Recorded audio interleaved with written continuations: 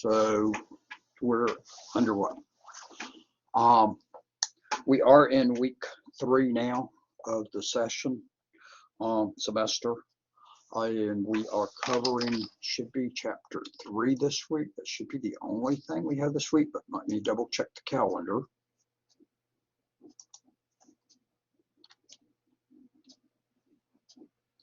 And that is okay. So that's what we'll be doing. Are y'all hearing me at this point?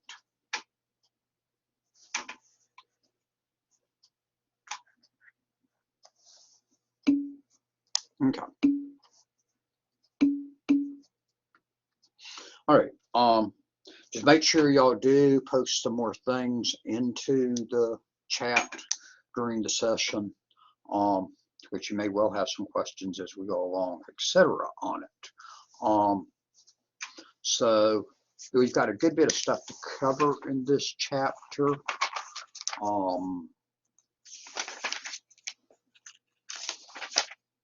Because we've got some information on protocols and then on the models, and there's a good bit on those. The protocols actually we're going to come back to and spend a good bit more on later in the book, that they're just going over a quick review of them at this point. And then they're going into the suite of them and a few of the protocols they mentioned to you, but we're going to look at them in more detail as we go through the book. And then they do an introduction to the various models. They talk about standards, and then we'll talk about the reference models. So there's a lot of information in this chapter, but it's still to a degree like chapter 1 often is in a book, an overview of what all you're going to cover in the whole book. So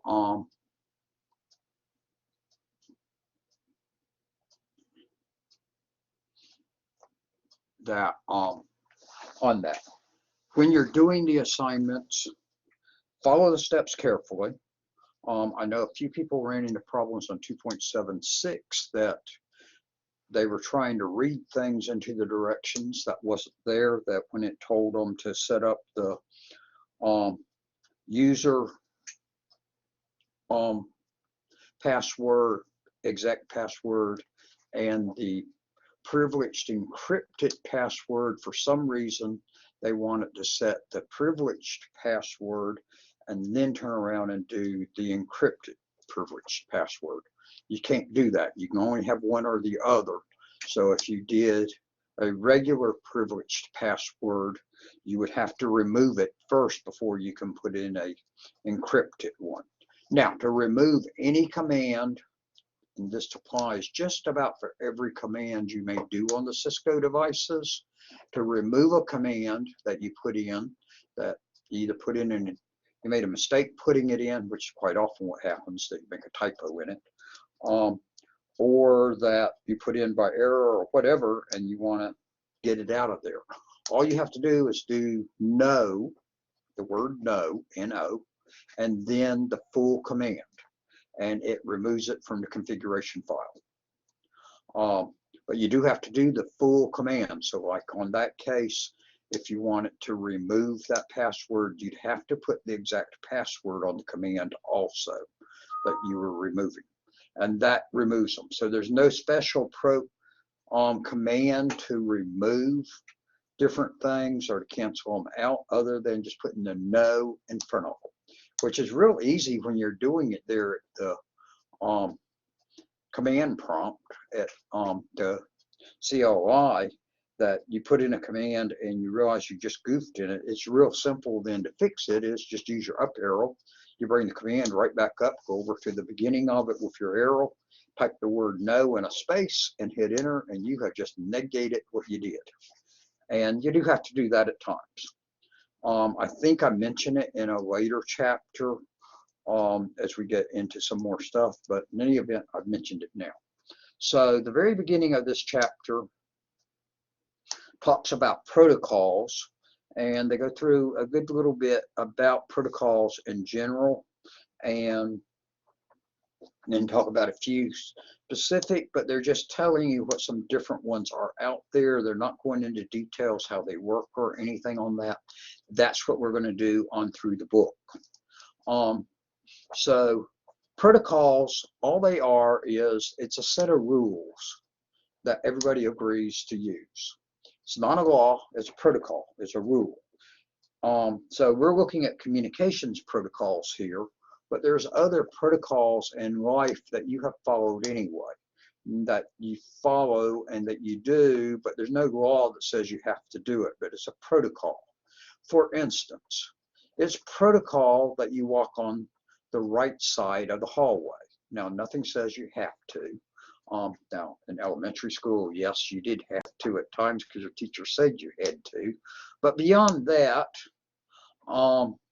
you didn't have to do it, okay? And that even today that you still generally walk to the right. Now, you'll walk over to the left at times, that there's something over on the left you need to see about, whatever, but you generally stay to the right and the other people stay to the right, and that makes it go a little bit smoother in your walking. But no, in most cases, there's no set rule that says you have to do it, but it's a protocol. For instance, there's protocols in how governments deal with each other. For instance, in England and Great Britain, there's protocols about how to deal with the Queen. That if you're going to go personally meet the Queen, protocol says how you behave around the Queen, or when there's a king. But right now, for the last 50-some years, actually for about 60 years now, they've had a queen in charge.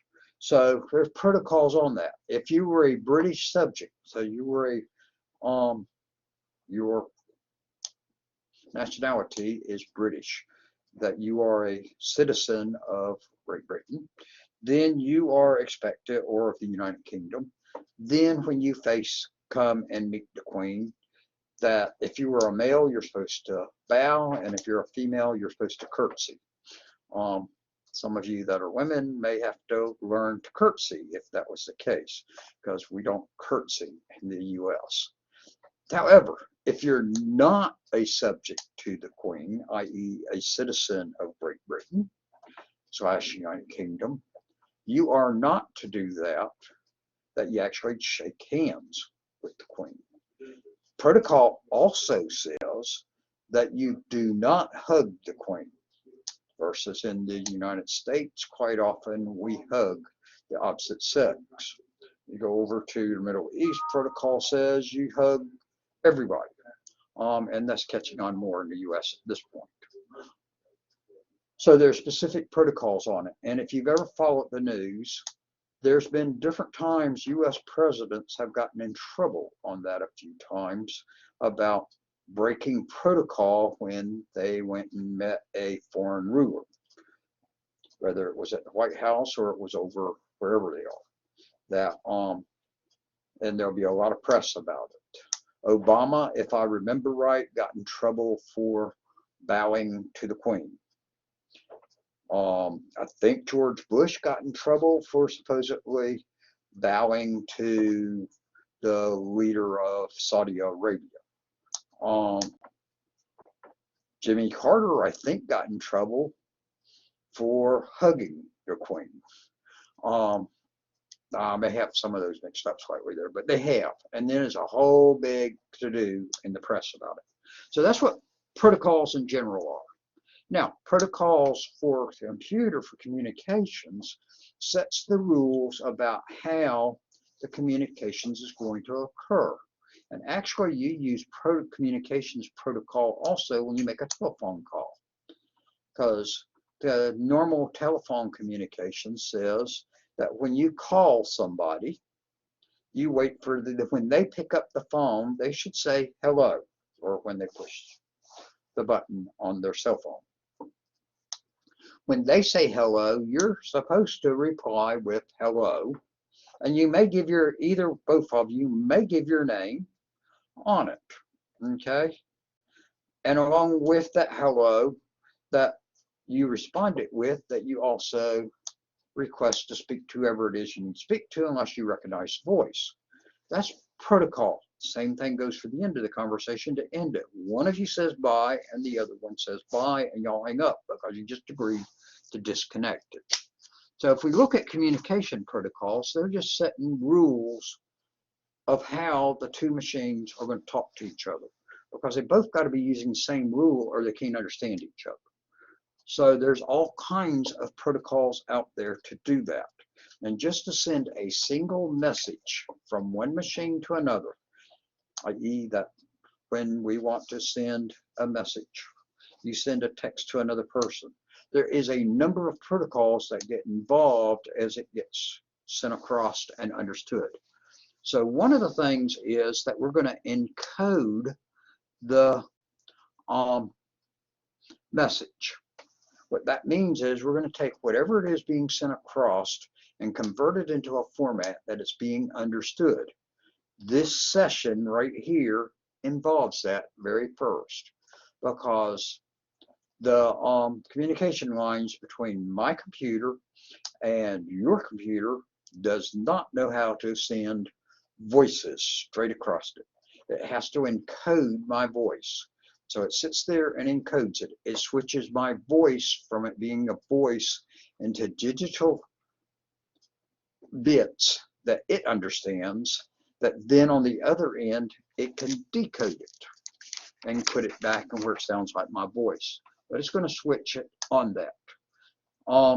Another menu it mentions is formatting it. As it sends it across, it has to format it and put certain information on there so that it's understandable when it gets to the other end. So it's going to add some information on there, and that's what encapsulation is. It encloses it. And then it's going to add some information on it to send it to the other end. And then the other end will know it's it. It belongs to it because of the information that's been added. And it'll decapsulate it and pull it out and see what in the world's in there. The size of the packet data unit that's sent across, and this is where it's going to get confusing later in the book, is packet data units is what is the general idea of what we're sending, but we're going to talk about different types of packet data units that include packets later on. So I don't like those terms that's in there, but that's the way they did it. So that will go across there too. That it will have that on it. There's a size limit on those, and so it has to break it down into smaller parts to fit the size that it's got to go on. Message timing says that it gets sent at regular intervals, and that way, because each of the machines, and actually the machines will agree at the beginning of their conversation on how fast information can be sent, because a receiving machine has to be able to receive it all to be able to use it.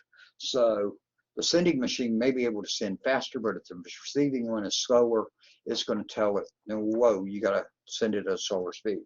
So there is a timing on it, and that there is a response back and forth on that.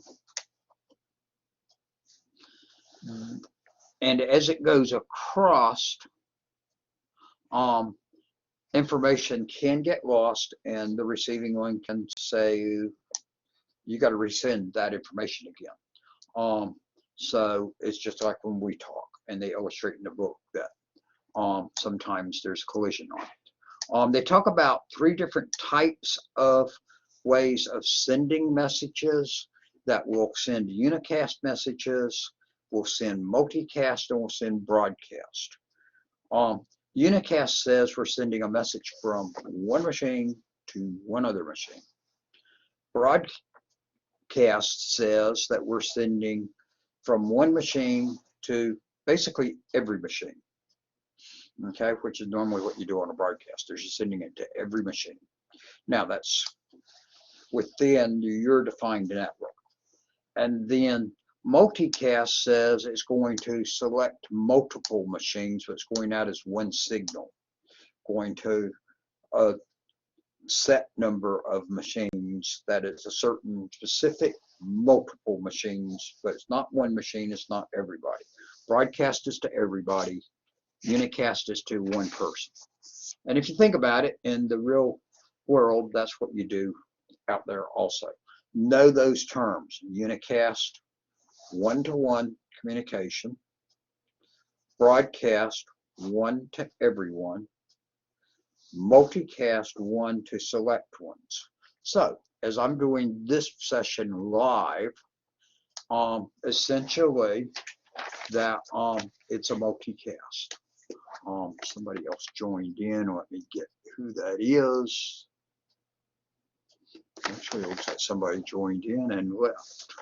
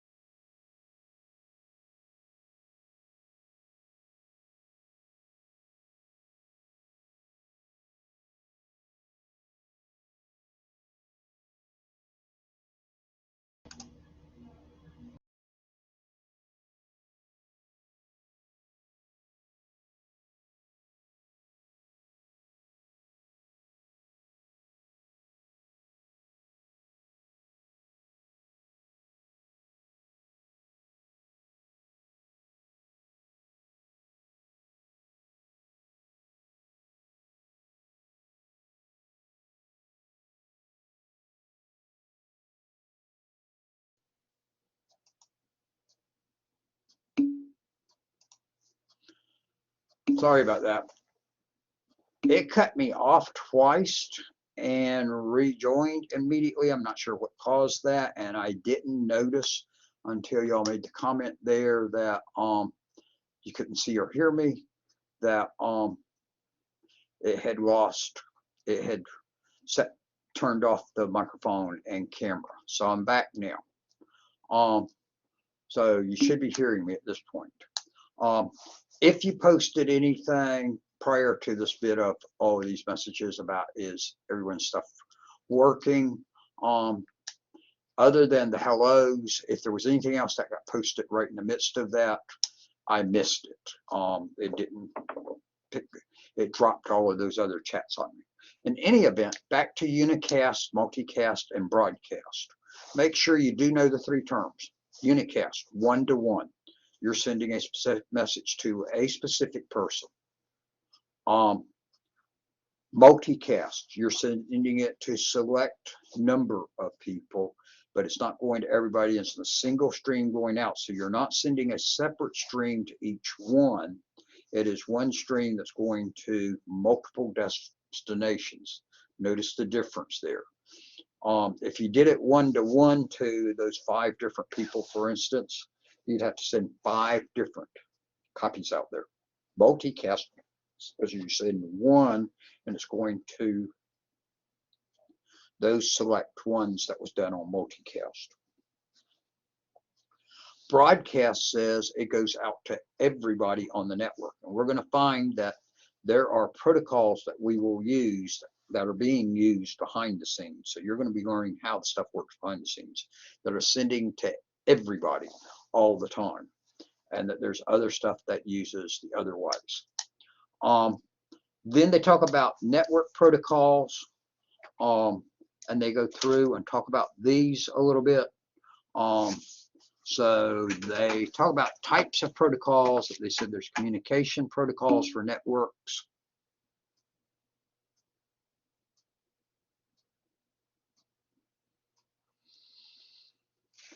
And I'll get back to that in a second. Then they talk about security protocols, routing protocols, and service discovery protocols. We're going to look at all of those as we go through the book. The network communication protocols, some of those are actually some things that you may be already familiar with a little bit. The security protocols are things to make it more secure. For instance, we're going to learn about that you need to always use SSH, which you already know about doing, to make it secure, and HTTPS, that we'll see that one mentioned in here also, although the book doesn't mention it right there, which does secure HTTP, secure hypertext transfer protocol. That one's weird. The protocol is HTTP. The secure one has the word secure in the front of it when you spell it out. And when you use the acronym, it puts the S on the end. Why they didn't put the S on the same end as the secure, I don't know. Routing protocols are ones that are going to exchange information between different networks. So that's going to be used to find our ways to the other networks. They're not things that the average person will ever know about or touch, but you're going to know about them. And then the service discovery ones are ways to either serve things out across the network or to discover all our other devices. So we'll get into those a lot more as we go through the book and as we go through all three courses. So some of that, particularly the BGP and those type things they mentioned there, you're not going to see in this course, but you'll see in particularly into the third course if you get to that one. So they talk about protocol suites. There's one protocol suite you're really worried about in this course, which is the TCP/IP protocol suite. Let me answer William's comment right there. On 2.76, as I noted at the beginning, some people did put the command in wrong. They went and didn't encrypt the privileged exec password, and then they tried to do it as encrypted using it correctly, and discovered they couldn't because they already had a password on it. To remove a command, like I noted at the beginning, no at the beginning of it has always worked, and that's the way Cisco's taught it to me. William, if that works, that would be a lot nicer because you don't have to roll across to the beginning of the line. So putting no on the end, that's nice, useful information. And y'all can use either one if you need to, assuming that one works, and I'm sure it does, but I haven't tried it, because the way I've always done it is with no at the beginning, and that's what I was always taught. But that's nice information to know, because sometimes they have shortcuts on stuff that they don't always tell us all about. So either way on that. So the TCP/IP protocol suite is the most popular one, and it's the one that you're going to use out there. And we're going to see TCP/IP come back up in just a second with a model. But TCP/IP protocol suite is the one used by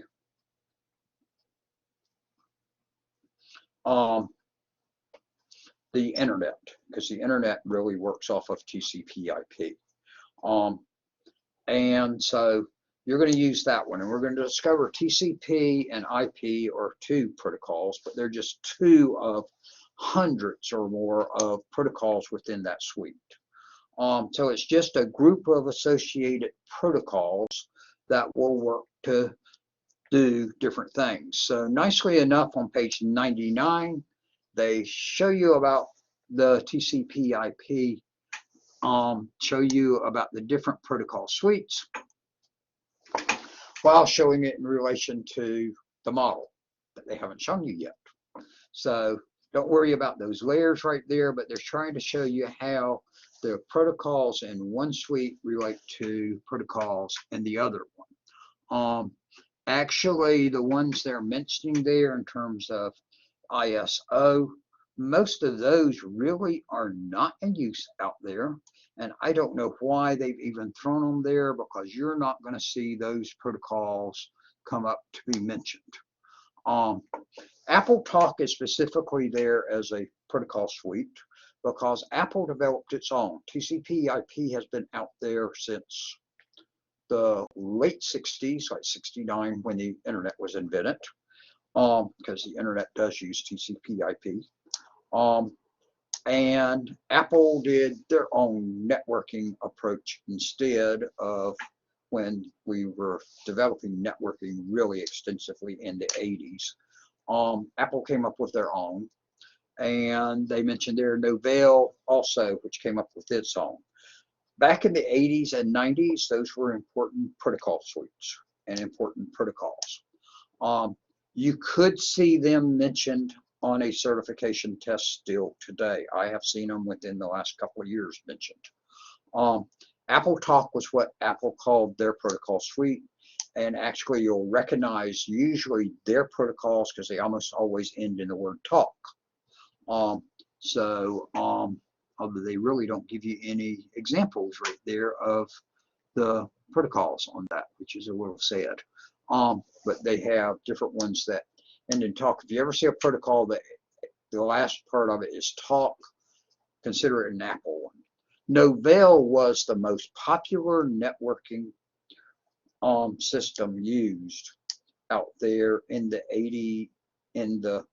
late 80s and through the 90s, and is still used out there some, but now it has standardized over onto TCP/IP, working on the internet, but it didn't move on over into that direction for a long time, and that killed it.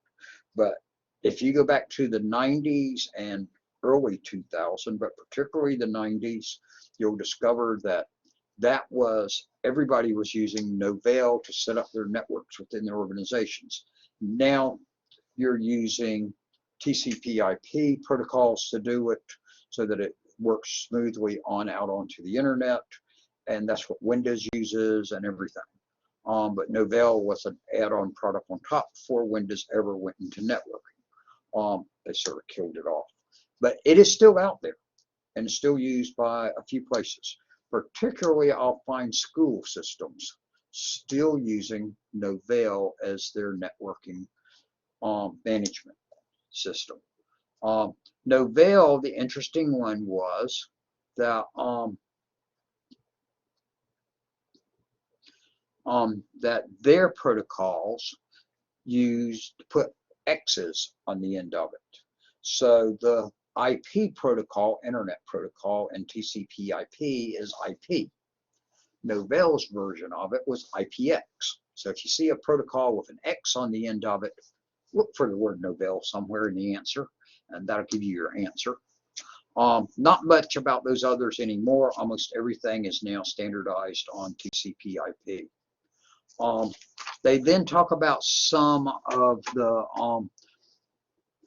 protocols used in here. At this point, you're not real worried about what these protocols are. They're just introducing this to you. We're going to talk about these protocols in depth later on. So they talk about DNS. They've got it under name system. What DNS does is that allows you to use domain names instead of having to use the actual addresses. So to pull up my web page, that you can type in www.dwightwatt.com. Dwightwatt.com is my domain name, and you get my page.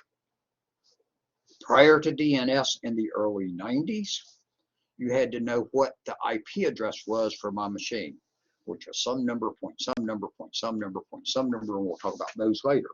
It made the internet feasible for general population. Host configuration, they mentioned there about DHCP and Slack. We'll talk about those a whole lot later.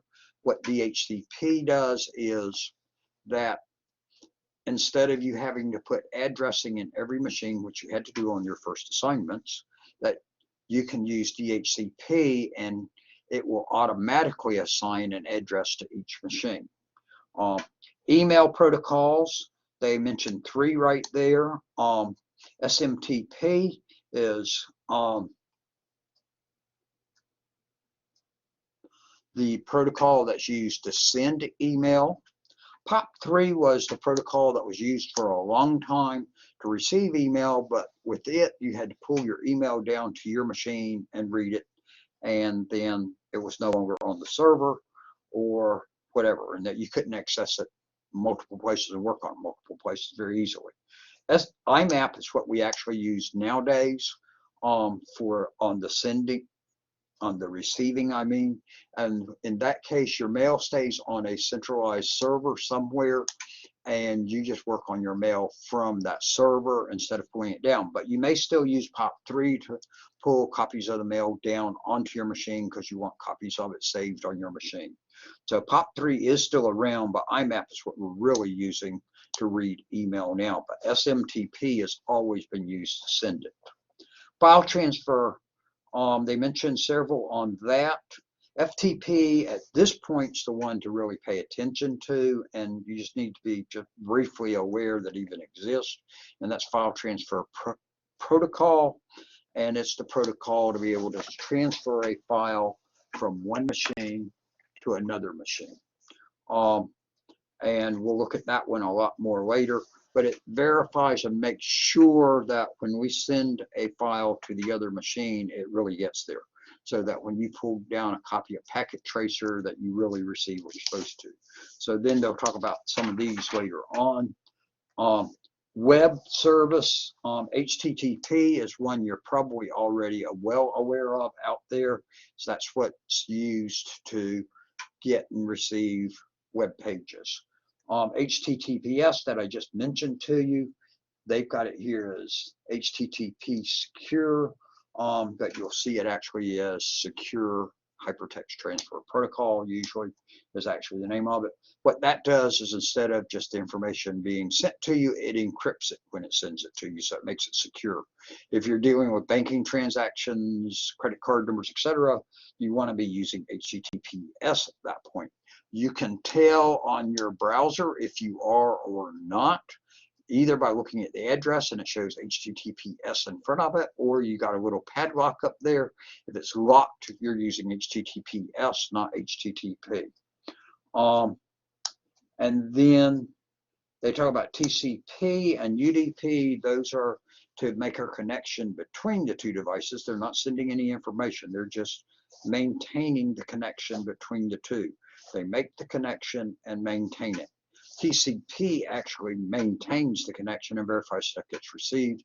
UDP just sends it and assumes it got received unless told otherwise. And then they talk about these others. So they talk about these in terms of layers, but you don't know what those are yet. So the next part is, so they go through and show you how stuff's sent across and received. The following part is standards. Any questions on the protocols there before I go into standards real quick? It's a brief overview of it. We are going to spend a lot of time. That's the biggest thing probably we'll spend on all through the rest of the book, is looking at protocols. And that you're going to have them come up and you will know about most of those protocols that are listed on those pages. We're going to come back and talk a good little bit about later on, and that you'll understand them later on. So if they don't totally make sense to you at this point, don't panic on that. But if y'all got some questions on it, let me know.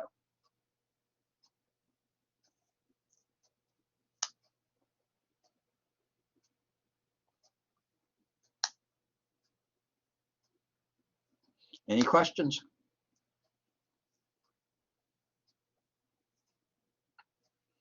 Seeing as I'm seeing nothing, okay, I'm going to continue on. Standards says, remember, all of these protocols had to be established by somebody, and that there's rules on them about what makes up that protocol and distinguishes it from other protocols. So each of the protocols has a set of rules to it, and somebody developed those rules. That's who we're looking at here in terms of standards organizations. They set those rules out there that is going to be used for that protocol. So then that you've got your computer sitting there and it's connecting to a LinkCIST router, for instance, or a Cisco router. And LinkCIST actually used to be owned by Cisco, but it's not any longer. there's got to be agreement between Linksys and your HP computer about how each of those protocols work, that when your machine talks to that router, so that what you send to that router, the router understands and knows what it's looking at. So that's what the standards are. There's a number of different organizations that set those rules, and that when you say that your router uses us or your PC uses certain protocols, that you've agreed, that you've said you're going to follow these set rules on how it's done. If they weren't there, the standards weren't there, it makes it very difficult for things to communicate. And that was a problem with early networking, and where we mentioned Novell and Apple and TCP/IP, and they were all out there together back there, and there was a number of others out there. Lantastic was one I used and put in several different businesses. The problem was you couldn't then communicate with other networks, but that hadn't been done to that point really, other than on a very limited scale. But when the internet caught on, that gave real problems.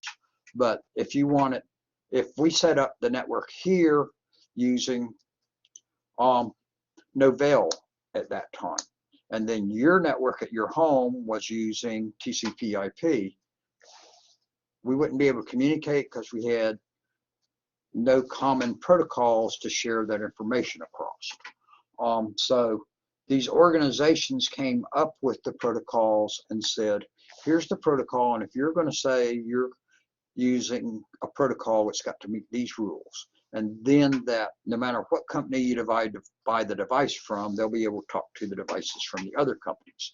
Now, they may add some additional stuff that won't work except between their things, and make them work a little bit better and faster, but that won't work when you mix something else in. But for basic operations, it works there. So the standards were developed. So organizations they mention here, they mention a number of them to you. And I'm going to mention a few of these to you about what they do and where their importance comes into being, and that you ought to be aware of. So they go through a number of them right here, and they talk about ISOC, and it's just promoting the use of the internet out there. That one I really don't see much mention of. They talk about IAB. It says it's for the overall management and development of internet standards, but I have not seen a lot with that. Most of that's actually handled by some other organizations on down. And so usually they don't too much on that. And then the same for IRTF, although I do know that one has been working on trying to develop some, pushing for organizations to develop certain type protocols to deal with newer problems we're running into, such as looking at how to deal with the cybercrime stuff. And they mention about the anti-spam research group, which has accomplished nothing in many years. We still got problems with it. So then they talk about these others that are much more common and that you're going to see. Those four, I really don't see ever mentioned on anything. These coming up ones, I do see mentioned quite often in articles. They appear on certification tests, etc. ICON, they are the one that keeps up with IP number addresses, okay, and also with domain names out there. So they're the one that coordinates all of that into giving it to others.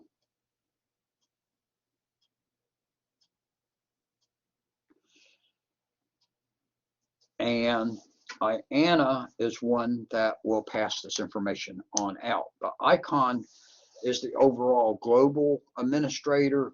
IANA deals with IP addresses and domain names. IP version 4, IANA and ICON have been telling us for a number of years is out of numbers, and that so they have a hard time dealing with that.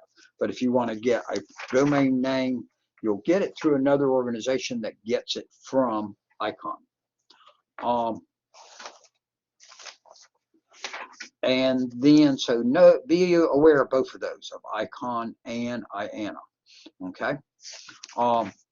They mention about your communication standards, which is what we're really going to be looking a lot at through here, and that you're going to see them come up under. They don't mention one here that really ought to be in here, although we're going to mention in terms of, my screen just got bumped and changed,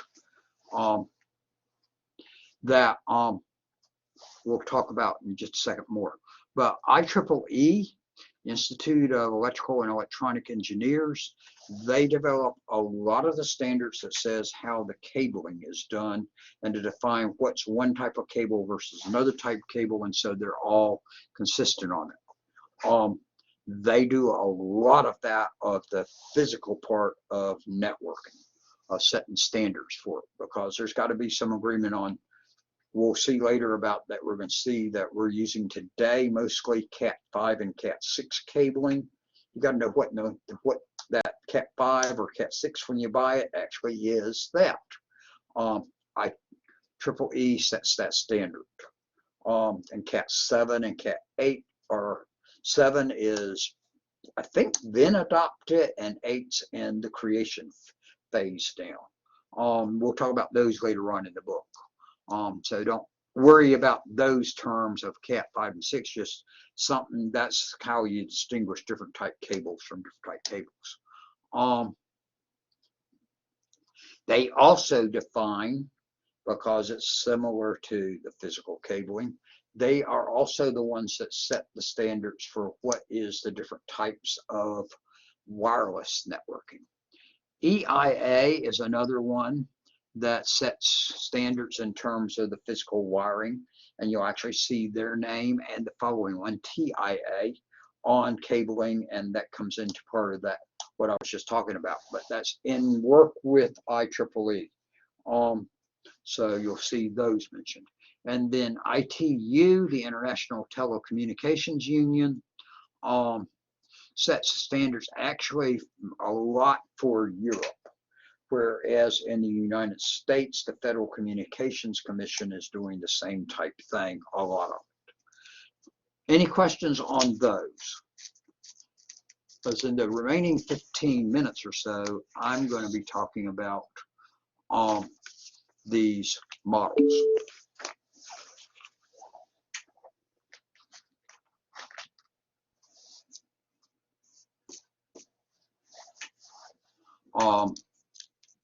So then they talk about reference models. What the reference models are, or the layered models, you'll see it both ways mentioned in terms of it, is that it is a made to see how is information transferred from one location to the other, what's all the steps it goes through to get there. Because it's not just a case of you hit enter and poof, it sends and it's received by the other end. There's a lot that goes on in between you hitting enter and the other machine getting and understanding what you just sent to it. So what the models do is shows how that whole fits together, how it all relates, and what things that it does to what you're sending before it actually gets physically sent, and then the physical send of it across, and then what it does on the receiving end as it gets that clump of bits and then gets it all back together to hand to whatever's going to receive it, where it understands it. And there's a lot more work involved in there than you realize. But you got to realize it is similar to other communication things also. If you think about how you make a telephone call, there's some processes going through on that as you do it.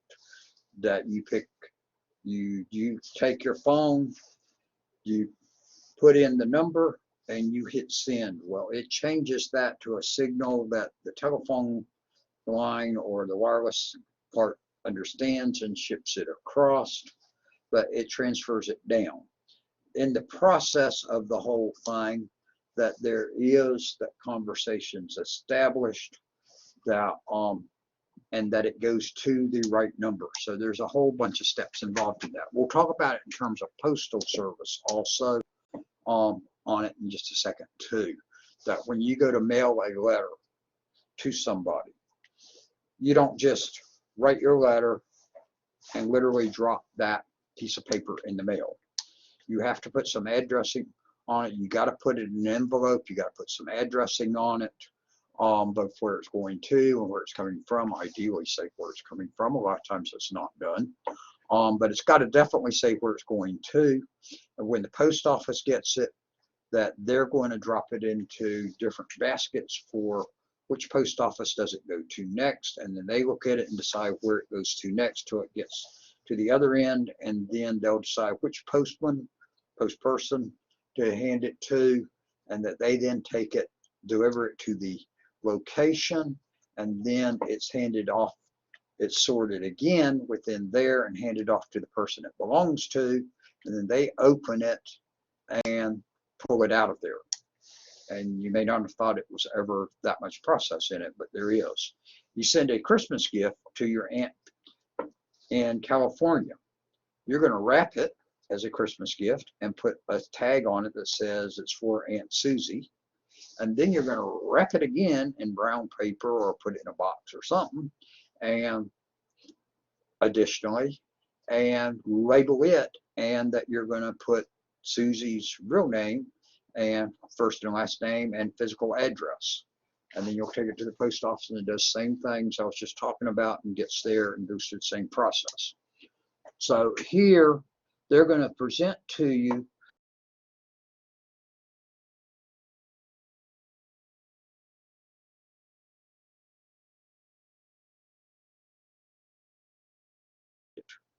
now the TCP/IP one is some things will tell you is what we really work off of today, but the OSI one breaks it down a little bit more into a little bit more detail than the other.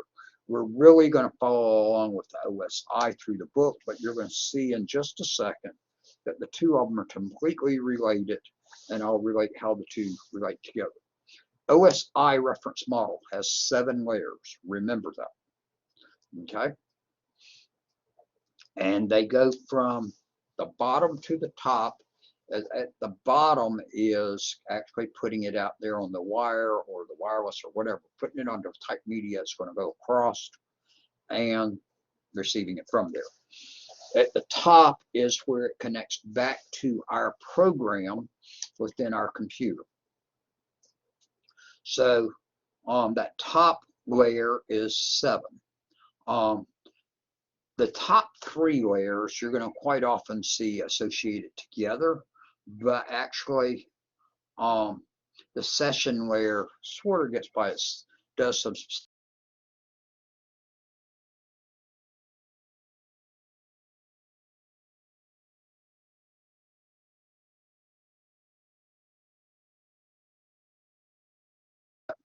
layer 7 is the top layer is application. That's not the application you're running. That is the layer in networking that connects to your application. So that's the part where it's the connection between your program and actually going on the network. Presentation is taking the information and putting it in a format that the network is going to understand, or when we come back up, it's the one that's going to take the information that went across the network and get it back into the format that your application will understand. So I'll get it back into that format. The session layer is there. It establishes the session between the 2 devices. As my instructor, when I took this class 20 years ago, told us on the session layer was, think about it as a secretary. If we were a CEO for a big company, we wouldn't make our own telephone calls. We'd tell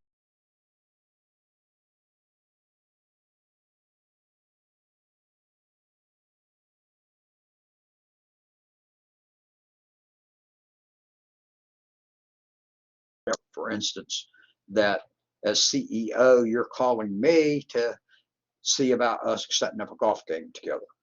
So you'd have your secretary call. My secretary would answer the phone. You wouldn't get directly to me.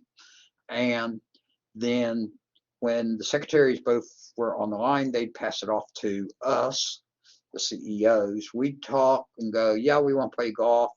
And we'll play golf next Friday at 2 o'clock. And so then we pass it back to our secretaries and tell them, put it on our calendars that we're going to play golf at 2 o'clock next Friday. And the secretaries take the call back. They finish the call out, make sure it's good on the calendar on both ends, and they disconnect. But they're the ones that really did the establishing and disconnecting of the phone call. That's what the session layer does here. It establishes the connection between the two ends and makes sure that connection stays there. Transport layer is how are we sending that information out there? Notice there it says it uses TCP and UDP. Are we sending it where we're making sure everything gets delivered, which is like a telephone call? Or are we sending it like this? I'm talking and sending this out, and I'm assuming y'all are all hearing me, or a radio station that broadcasts, and it's assuming that whatever they're broadcasting is being received by people, that there's no confirmation back in their case. In our case, you've got confirmation back to me of whether you're hearing or not hearing me. So we're really using more TCP right here type approach. UDP is like a TV or radio station, but it's just, how is it being sent out there? Are we making sure it gets received? Because if we talk on the telephone, if you don't understand what I'm telling you, you tell me and I'll repeat it and tell it to you again. But when you're doing the radio, you're assuming they're getting it. Network layer is concerned with, and they're actually showing you the TCP IP one here on their illustration, and the TCP IP they haven't introduced to you yet. They like showing things in illustrations before they tell you about what it is they're showing you. Network is concerned with how we're sending it, and we're really concerned with it on the individual network at the end. So that's what that one's going to get. And we're going to see on the network layer that we're going to have the logical addresses involved there with that package I was sending to Aunt Susie. That's the inside package, and it just says Aunt Susie on it. So it's got the address within the network. The data link layer actually will have two parts to it. It's the only layer that's got two sub layers to it. And so it's going to have the MAC layer as the bottom part of it, and I didn't do very good on showing you on this stuff. So it's going to have two sub layers to it. One's the MAC, which will put the actual physical addressing on it, and then the other layer is the logical link layer. They don't tell you about that in the book, but I want you to be aware on that because you will see that on test, and we'll probably mention that, and we'll talk about that a little later when we get to data link. The physical layer is looking at actually sending the data across and actually receiving it. Now, the TCP IP model only has 4 layers. The OSI one, let me throw you a couple of more things on that one.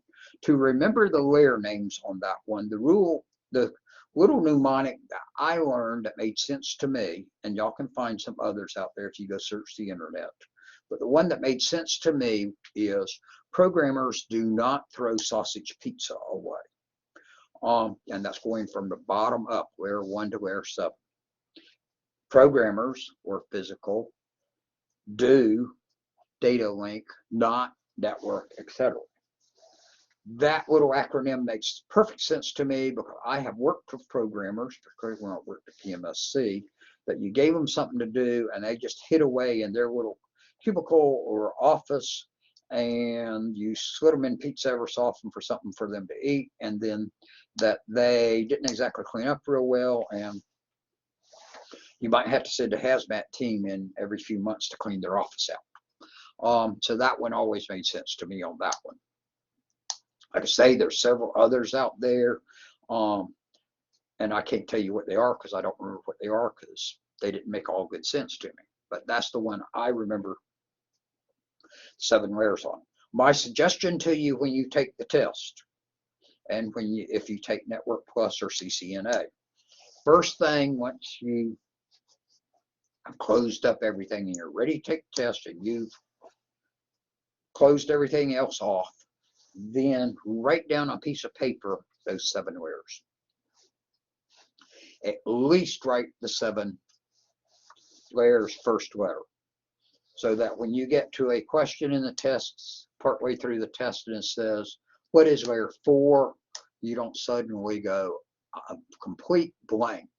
That you can look at that and that'll tell you which one it is on your multiple choice question. Second one is OSI 1 is open source interconnect, for what it stands for. Okay, it was developed by an organization called ISO, but that's their abbreviation. But those letters aren't in the right order because it meant something else if they put them in the right order. ISO is actually the International Organization for Standardization. Now, out there in the real world, you will see ISO mentioned at times. They've developed standards for all types of things, and to me, they should have been on that list of the standards developing organizations just page 4, because they do lots of standards for computers and everything else.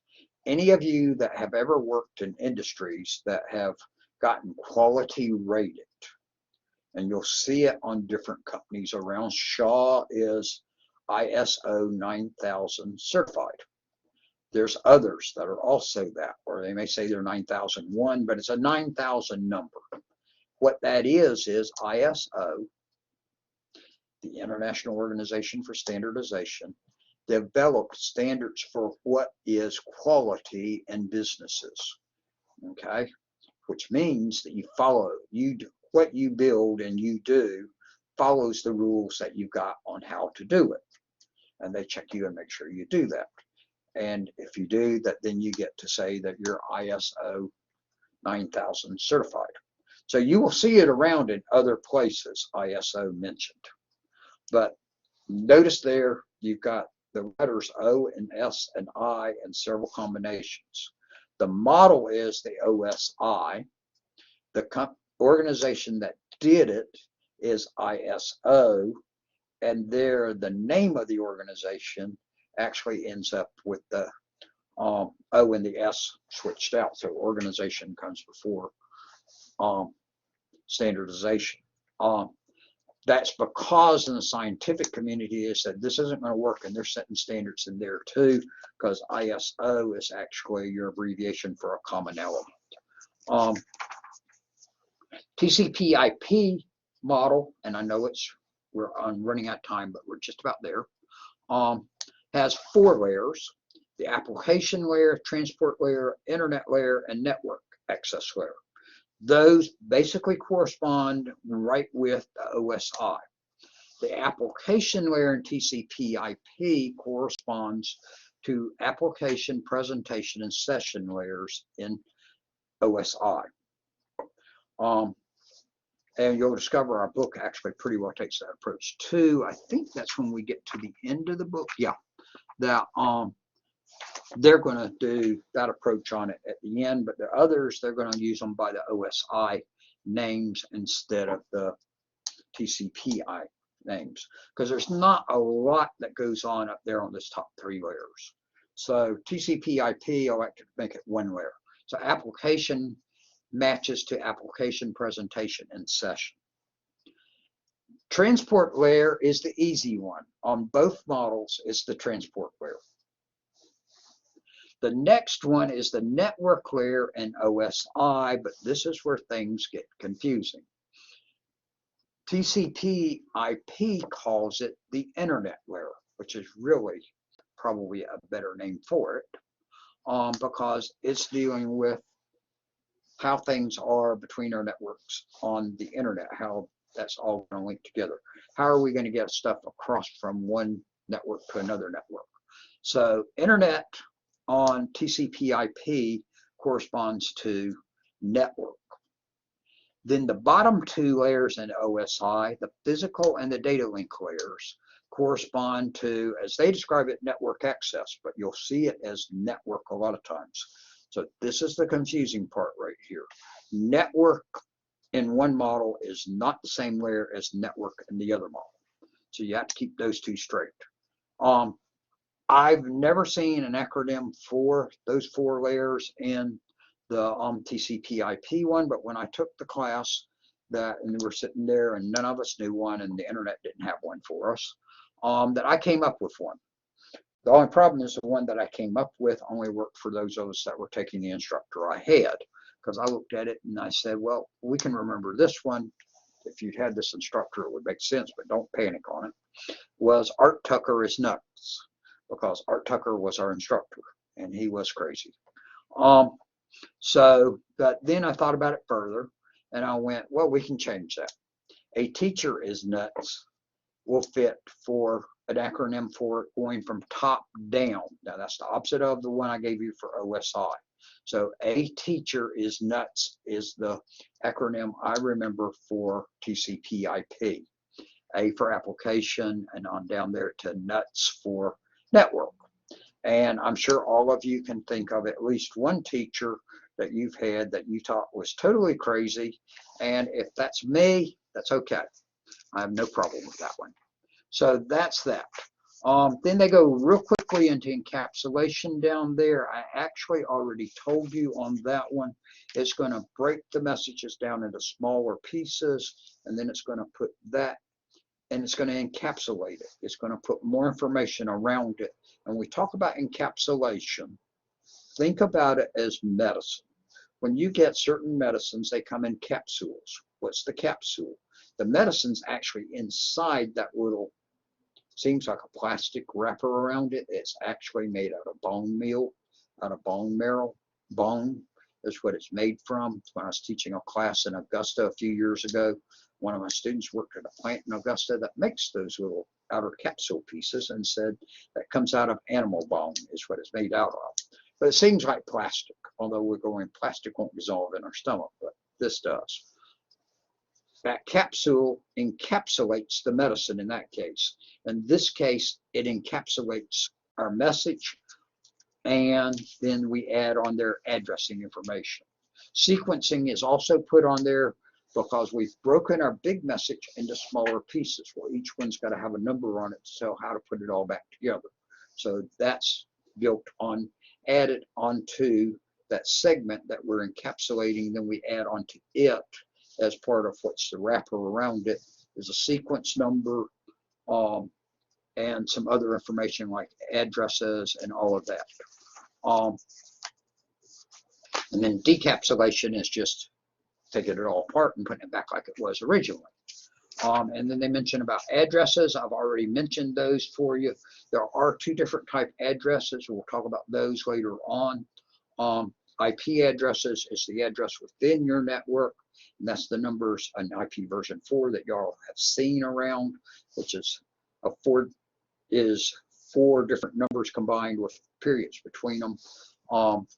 And so something like 192.168.3.1. And we'll talk about those about midway through the course.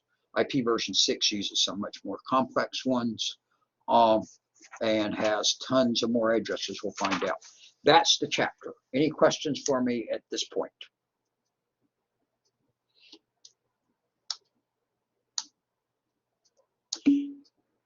And I have not recorded attendance from last week. I realize that, but I've been answering tons of emails every day, and then I was posting some stuff out there for y'all. So hopefully I can get that done later today. Posting your scores for having attended the session last week. The test will cover chapters 1 through 3 or modules 1 through 3, however you want to look at that. And it's available now. and it will be due next Monday. So it goes through the 3 chapters. You get one chance at it. It's got, I think with the test now, there's about 30 questions on it that you have, and they're going to be basically multiple choice, multiple answer. There won't be any fill in the blank or any of that type thing. It's where it's either a multiple choice, which means you got to choose one of them, or it's multiple answer, and they usually tell you when it's multiple answer how many answers they're looking for. And that's the case of where you got to choose all the correct answers, and that's actually the comment they'll usually say. Choose all of the correct answers, or choose 2 correct answers, whatever. But you get one shot at it. And so that will be due next Monday on the 31st. Yes, it is timed. You can't stop and come back to it. And when you take it, you are to be doing it without anything else other than you have a blank piece of paper and a pen or pencil, and that you've got your brain to use. You can't go out on the internet and look for answers or any of that. You're doing it on your honor. So it is timed. If I remember right, I gave you 45 minutes to do it in. As I say, I think it's between 30 and 35 questions on this version of the test. In previous ones, they had like 20 questions on the test, 2022. Sometimes there are questions on the test, but you don't know which ones these are, that they may not even be counting. They test questions sometimes on us also. So when you take it, something may not even count in your score out there. So you can click on your score afterwards in the grade book and actually look and see which questions you missed and that information. Any other?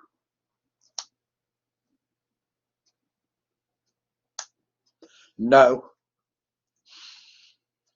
It doesn't give you any bonus on that. Just like when I take the certification test tomorrow on Linux Plus, which is going to give me 3 hours to do it in, that usually when I take those, that they usually give me an hour and a half, but they're giving me a whole lot more questions tomorrow because it's a beta test. And I usually complete them in about half the time. I don't get any extra points for that. So do your best on it. It is due on Monday. So I would definitely encourage you before you take the test to have studied all 3 chapters and have done your labs in chapter 2 and chapter 3. So I'm pretty sure you got some labs in 3, but I can't say for sure on that one. If there are labs to do, let me look real well. I could have looked on the calendar. Duh. And yes, you've got labs to do in chapter 3. So I would recommend doing those and having read the chapter all before you take the test. Okay. Unfortunately, Cisco does not give practice tests, so I can't give you a practice test out there other than those quiz questions within the chapters. That's all you got on that. All right, any other questions for me? Next week we'll be on chapter 4, and we'll start on the physical layer. And actually, that's when you should be learning about how to do the cables. They threw that awful early in the book now. So I may start scheduling times for y'all to meet with me to do on it. That's the packet tracer course is not going to have any effect on your test for this one. That's just teaching you about packet tracer. And as far as those 2 quizzes in the packet tracer course, the score on it's not going to make any difference on you getting credit for having done the assignment. If you do the 2 quizzes and you do the course feedback, then it's going to say that you're complete, and it'll have you eligible to pull down a certificate of completion, and I'll see you as having complete, and I'll give you 100.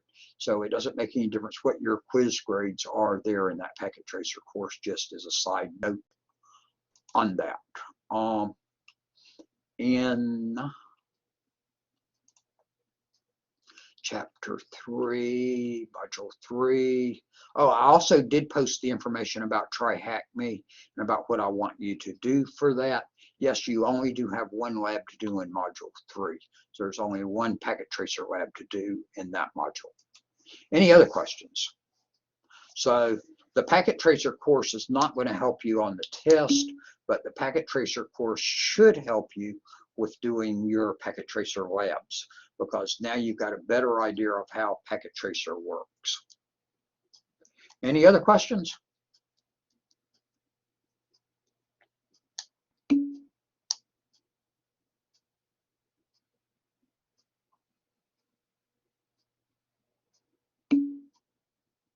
Not sure what you just said, Cassandra. I typed a quick 3 post up regarding Cisco packet tracer course. Hold on. Let me turn up volume because I'm not hardly hearing you. Okay, go ahead. I had a post at 11:11 regarding the Cisco packet tracer course. It won't allow me to do the end of course feedback. It should make you do the end of course feedback before it lets you do the other, but it should let you do the end of course feedback. Is it not letting you do that? No, it's giving me an error message. It says I may have been idle on the current page for too long. Refresh the page to reset the session. And it keeps doing it. I've cleared my cache. I've tried everything. But it's letting you do the 2 quizzes? I did everything before within the course. It's all done. Except for the course feedback? Yeah, can't do the All right, let me look at it. Send me an email and tell me that it's not letting you do the course feedback in the packet tracer course, correct? Because correct. in the regular class, you can't do the course feedback yet. No, yeah. And okay, let me go in there. I see your note. Send me an email just so I'll have something to remind me in just a little bit to do it, because I'm going to go give blood in just a little bit, actually in 15 minutes. And I may not remember after I give that blood, because that may be part of blood I give up is what y'all told me in the class right now. Any other questions or comments? But I say I intend to this afternoon go in and get your scores from last week posted, and also post this week's scores while I'm at it on that. But I didn't post anybody's for the collaborate sessions last week yet, and I've got this long list right there to all enter in. But everything else is in pretty good shape out there that I've kept up on all the other grading. But then after tonight, I'll have a bunch of grading to do, because I've got all of y'all's labs that you've turned in this past week to grade, along with stuff in everybody else's class, all my other 3 classes that I have assignments to do. My internship class is one I don't have to do a lot of stuff to, but I'm having to help one person on that that's going to fix some sites for me. Okay, I'm going to let y'all go. I'm going to stop the recording.